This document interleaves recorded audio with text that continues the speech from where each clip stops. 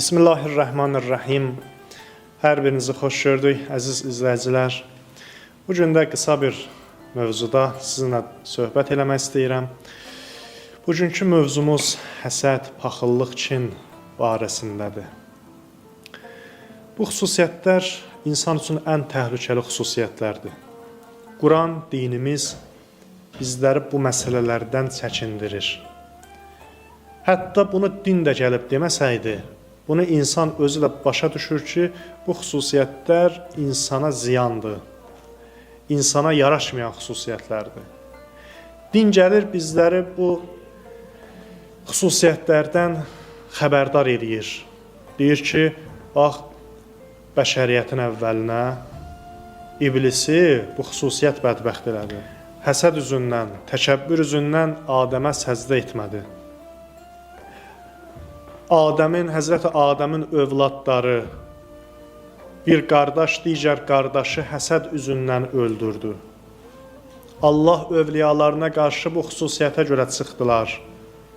Həzrət Əleyhisselam bir məktubunda Muaviyə deyir ki, səninlə mənim aramda olan bu məsələ eyni ilə Adəm ilə İblis arasında olan məsələdir. Həsəd üzündən, təkəbbürlük üzündən sən məni qəbul eləmirsən.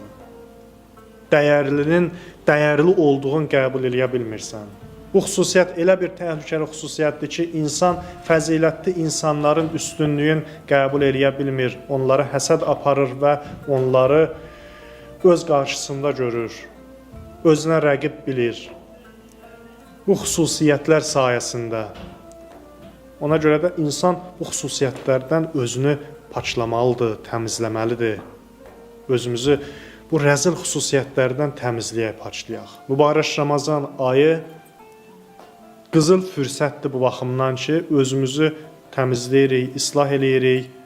Maddi məsələlərdən uzaqlaşmışıq, onlara olan ehtiyatsızlığımızı bu ayda biz başa düşürük deyə maddi mövqe uğrunda, maddi məsələlər, maddi şeylər uğrunda kiməsə həsəd aparım, kiminsə ayağından çəkim, kiməsə paxıllıq eləyim, onu özümdən aşağı salmağa çalışım. Mübarək Ramazan ayında bu işlər insanın gözündən düşür. Çünki insan mənəvi tərəfində görür və təkcə maddi tərəfdən ibarət olmadığını başa düşür deyə başqalarına da dəyər verməyə başlayır. Və bu xüsusiyyətlərin nə qədər çirkin olduğunu insan başa düşür, hiss eləyir. Ona görə də Quran-ı Kərim bizi bu məsələdən çəkindirir, hədislərimiz bizi bu məsələdən çəkindirir. Bir hədisdə var ki, Ət-təmə yuzhibul hikmə min qulubil uləma. Tamah alimlərin qəlbindən hikməti çıxardar.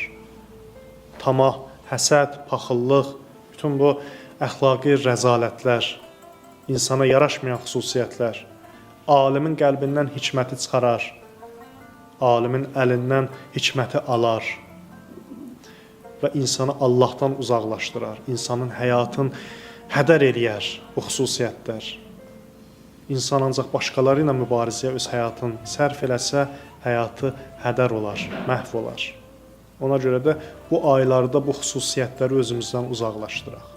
Başqalarının sevincinə şərik olaq, başqalarının uğurunu görəndə sevinək. Hətta sevinə bilmiriksə də özümüzü buna məcbur etməyə çalışaq, məşq eləyək ki, bu gözəlliklər, bu xüsusiyyətlər bizdə yaransın və bu bəyənilməz sifətlər, xüsusiyyətlər bizdən uzaqlaşsın inşallah. Bu baxımdan da mübarək Ramazan ayı ən gözəl fürsətdir, ən gözəl köməkçidir ki, əlimizdən tutur və bizi bu bəyənilməz sifətlərdən islah eləyir. Allah bizləri bu işdə müvəffəq eləsin və bizləri öz bəyəndiyi sifətlərlə tərbiyələndirsin inşallah. Bugünkü söhbətimiz də bu qədər. Növbəti söhbətlərdə görüşənədək.